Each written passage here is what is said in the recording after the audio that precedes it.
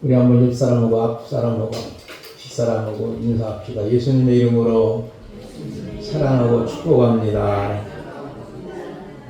한번 따라합시다. 나는 그리스도인입니다. 나는 예수 믿는 사람이지요. 나는 그리스도인이라는 뜻인데, 사도행전 11장 26절을 보니까 만남에 안디옥에 데리고 와서 우리 교회 1년간 모여 있어 큰 무리를 가르쳤고, 제자들이 안디옥에서 비로소 그리스도인이라는 칭함을 받게 됩니다. 이게 누구를 만나느냐? 이제 바나바가 사울을 만납니다.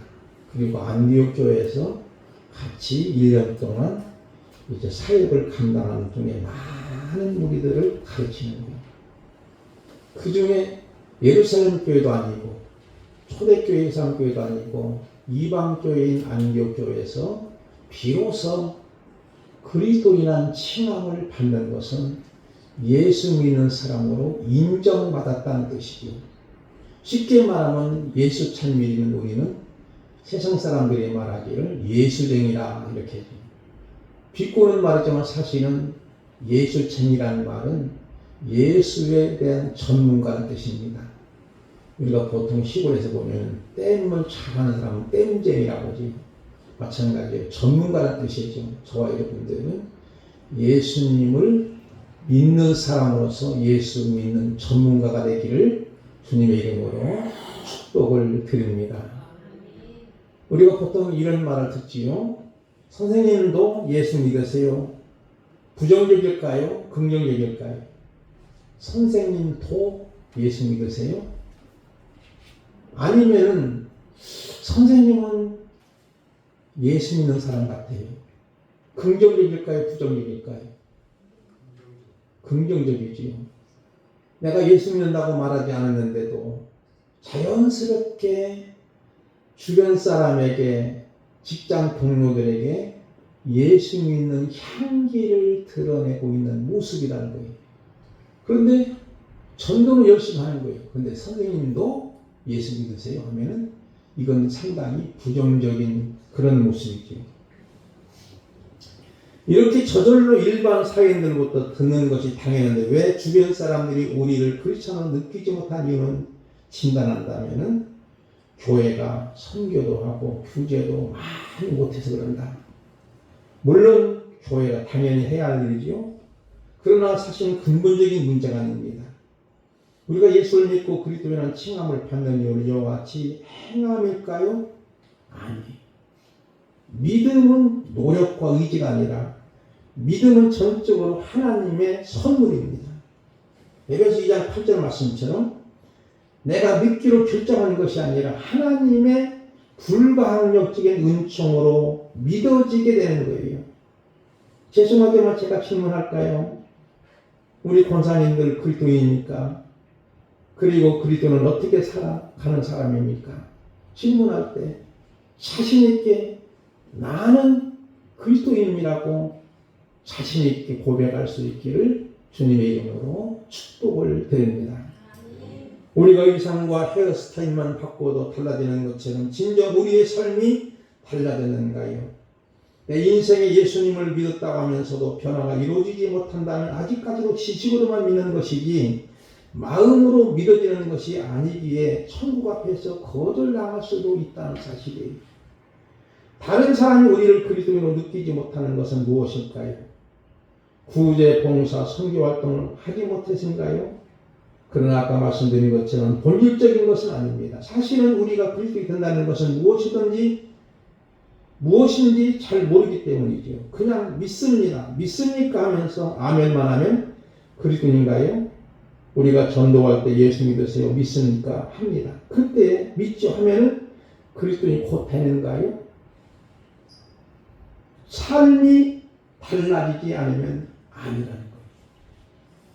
믿음은 하나님의 선물로서 내가 믿기로 결정하는 것이 하나님의 불가적인 은총으로 믿어지게 되는 사람만이 곧 그리스도인이 되는 거예요. 오늘 베드로의 설교의 반응을 통해서 그리스도인이 무엇인지를 보여줍니다. 즉 그리스도인이라면 첫째 37절 말씀에서 답을 첫 번째 찾을 수 있는데 우리 특성 잘 아시는 김영식 목사님께서 한번 읽어주시면 좋겠습니다. 그들이 이 말을 듣고 마음에 찔려 베드로와 다른 사도들에게 물어 이르되 형제들아 우리가 어찌할꼬 하거늘. 아멘. 그들이 이 말을 듣고 하나님의 말씀을 들었어요. 하나님의 말씀을 듣고 그들이 마음에 찔려서 예수 그리스도에 대한 생각이 완전히 달라진 거예요. 바꿔진 거예요. 여기 마음에 찔려 이 말은 헬라 말로 뭐라고 썼냐면 카타누쇼, 즉 말 발국어로 우리의 가슴을 확 밟아서 숨을 쉴 수 없는 상태, 기절할 정도로 충격을 받았다는 거예요. 이들이 베드로의 어떤 내용의 설교를 통해서 자신들이 마음이 이렇게 충격을 받았을까요?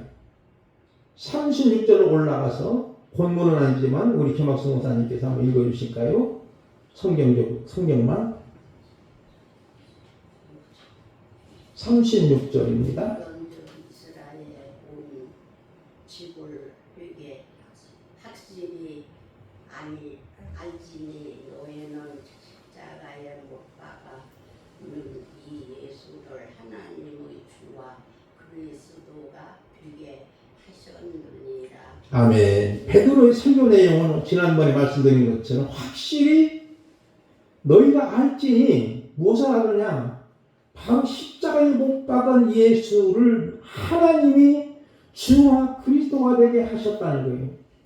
즉 우리가 하나님이신 예수님을, 우리의 주님이심을, 예수님을, 우리의 구원자인 그리스도를 우리가 죽였는데 내가 어떻게 해서 이렇게 했을까? 우리가 이것을 십자가에 못 박으라고 소리 덮였을까? 이것을 깨닫는 순간 성령이 부어주신 은혜로 그들이 베드로의 설교를 통해서 마음에 찔리는 거예요. 우리가 어찌할꼬 하였습니다. 그리고 제사함과 회개가 일어나게 되지요. 이들은 전에는 예수님을 십자가에 못 박으라고 소리를 지른 자들입니다. 이제는 마음과 생각이 완전히 바뀐 거예요. 생각의 변화가 된 거예요. 내가 원하는 예수님이 아니고 성경 말씀이 예수님을 알게 하고 깨닫게 되었다는 거예요. 이와 같이 예수님의 십자가에 죽으심에 나의 죄 대신 죽으심을 성령의 감동을 이제는 믿어지게 되는 거예요. 친구 따라 교회 다녀와서 예배드린다고 해서 다 그리스도니까요. 아직도 하나님이신 예수님, 주님이심을 예수님, 그리스도이심을 미리 아심을 우리가 머리로만 알고 마음으로 믿어지지 않으면 그리스도인이 아닐 수 있습니다. 즉 하나님의 자녀가 아니지요. 예수님을 마음에 영접하지 아니하고 교회 다니는 교인은 될 수 있어도 그리스도인이 아닐 수 있는 거예요. 교회 다닐 때 취미생활로 친구를 만나기 위해서 교회 다니거나 재미가 있으면 오고 재미가 없으면 안 오고 그러면 교인은 될 수 있어도 그리스도인이 아닐 수 있습니다. 교인은 되더라도 성도는 아닐 수 있는 거예요. 예수님을 진정으로 만나서 물과 성령으로 거듭난 자가 되고 마음에 찔려 참여하는 이제부터 삶이 새로워지면서 그 사람이 바로 그리스도인이라는 칭함을 받게 되는 거예요. 이것이 바로 비로소 안디옥에서 그리스도인 칭함을 듣는 것과 같습니다. 우리 믿는 성도들은 술, 담배를 끊는 수준이 아니라 확실한 삶이 달라진 모습이지요. 남들이 흉내낼 수 없는 아름다운 삶. 그리스도인들의 예수님의 향기를 품고 다니며 주변 사람에게 은혜가 되고 기쁨이 되고 행복과 용기와 힘을 실어주게 되는 모습입니다. 이렇게 그리고 예수 그리스도에 대한 생각이 달라지면 예수 그리스도의 연합에서 살아가는 거예요. 그러므로 두 번째는 38절에서 찾을 수가 있는데 우리 38절 말씀은 차현승 원사님 읽어주실까요? 베드로가 이르되 너희가 회개하여 각각 예수 그리스도의 이름으로 세례를 받고 제사함을 받으라. 그리하면 성령의 선물을 받으리니. 아멘. 베드로가 이르되 너희가 회개하고 세례를 받고 제사를 얻으라. 그리하면 성령의 선물을 받으니 이 말씀은 한글 번역으로 순서가 논리적으로 설득력인 것 같지만 사실은 동시적인 사건입니다. 동시적인 사건. 쉽게 말하면 회개를 하게 되면 이미 성령의 선물을 받은 거예요. 그것이 동시적인 사건이거든요. 예를 들어서 제가 강대상을 쳤습니다. 쳤으니까 소리가 난다. 동시적인 사건이거든요. 소리가 나니까 쳤다 하는 것이 아니고 치니까 소리가 나는 것은 동시적인 사건이에요. 회개와 세례와 제사함, 성령의 선물은 동시적인 사건입니다. 그래서 세례를 받았다고 하는 것은 의미는 뭐냐면 로마서 보니까 그리스도와 연합됐다는 것을 말합니다. 회개는 잘못된 길을 가는 것을 돌이키는 거예요. 뉴턴하는 거예요.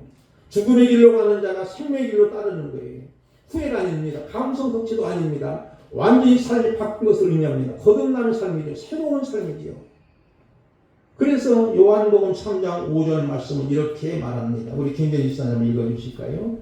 예수께서 대답하시되 진실로 진실로 내게 이르노니 사람이 물과 성령으로 나지 아니하면 하나님의 나라에 들어갈 수 없느니라.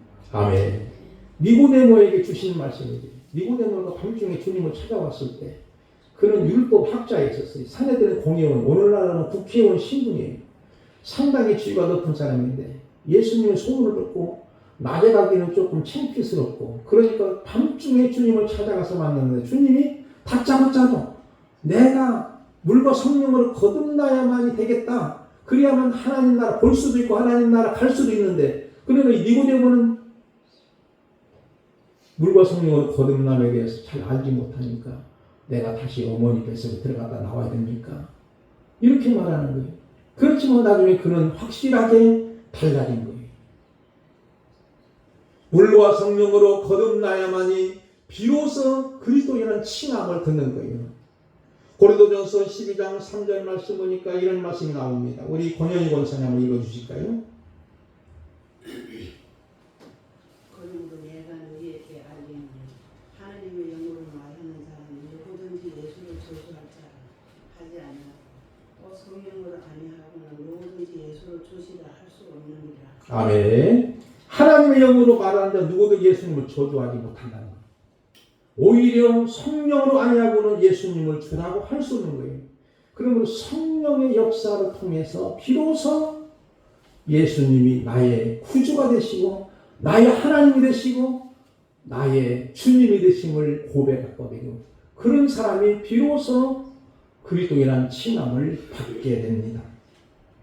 그리스도는 현 생각의 변화가 함께 그리스도 연합의 새로운 공동체로 살아가는 것이 그래서 예수님처럼 살아가는 거예요.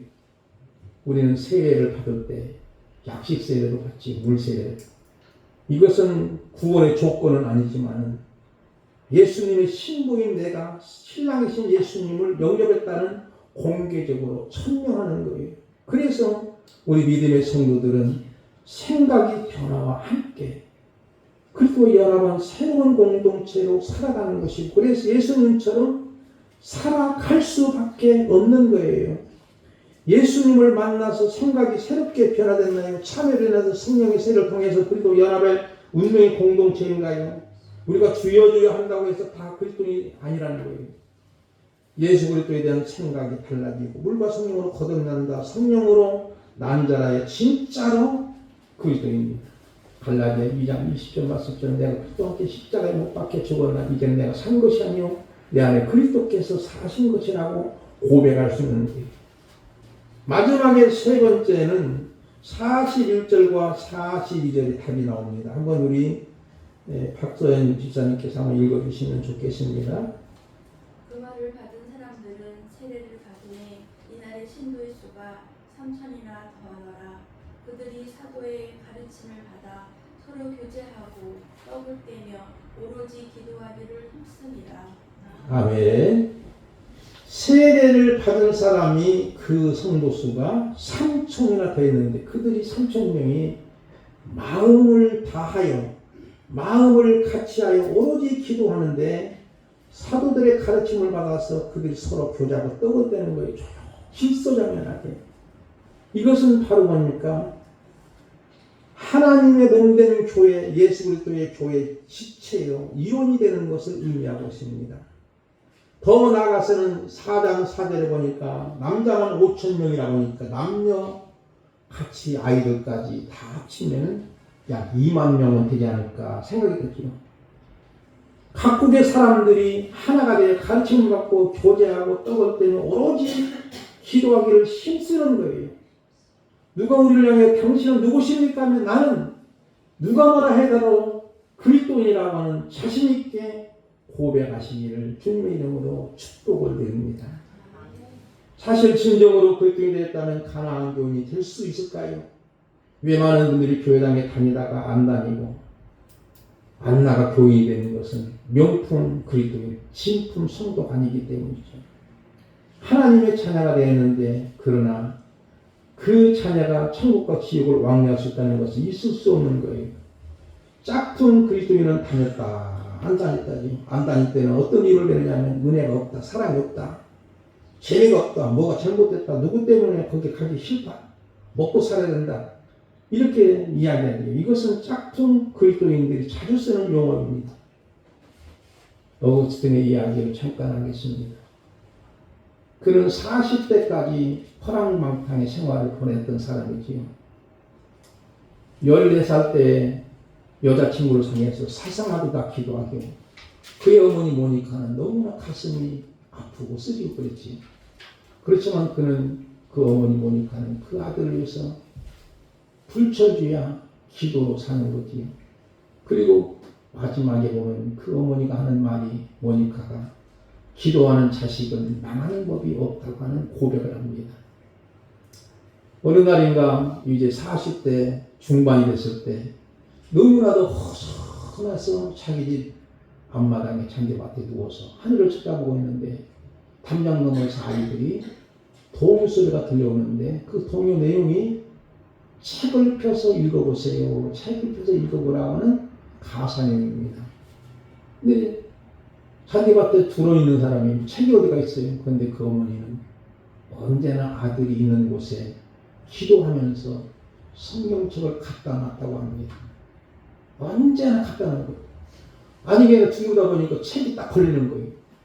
펴서 읽어보는 것이 로마서에 있는 말씀. 로마서 13장 12절과 13절 14절 말씀을 우리 다 같이 교도가 해볼까요? 밤이 있고 낮이 가까웠으니 그러므로 우리가 어둠의 일을 벗고 빛의 갑옷을 입자.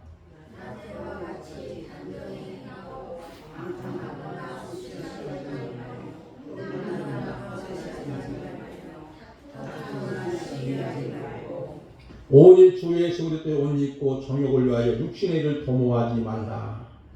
이 말에 완전히 그가 생각이 달라진 거예요. 이제 삶이 달라진 거예요. 그리고 그의 삶으로 연결되는 삶이 되고 그 나중에 그는 최고의 신학자가 됩니다. 최고의 신학자가 됩니다.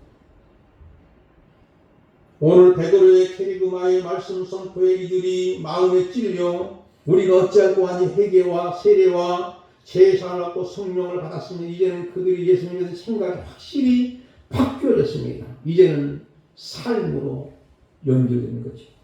그리고 예수님과 연합되는 것은 새로운 삶을 살아가는 거죠. 그리고 그들은 천국 백성의 이론이 되는 거죠. 참 그리스도인은, 참 믿는 성도는 예수 그리스도에 대한 생각이 완전히 바뀌는 거예요. 두 번째는 예수 그리스도와 연합해서 새로운 삶을 살아가는 거예요. 세 번째는 예수 그리스도의 몸의 교회의 이론인 거예요. 지체가 되는 거예요. 지체는 뭘까요, 여러분? 한 곳이 아프면 다른 것도 아픔을 느끼는 거예요. 우리 온몸에 지체가 가지 않습니까? 손가락이 아픈데 너 손가락 아파서 너 잘됐어. 너 혼나야지. 이렇게 합니까? 아니지. 온몸이 아픔을 느끼듯이 한 성도가 아픔을 느끼면 같이 아픔을 느끼는 것이 지체의식인 줄 믿습니다. 사랑하는 성도 여러분, 누가 우리를 향해서 당신은 누구십니까? 나는 그리스도입니다. 자신 있게 고백할 수 있기를 주님의 이름으로 축복을 드립니다. 우리 찬양 부르겠습니다. 354장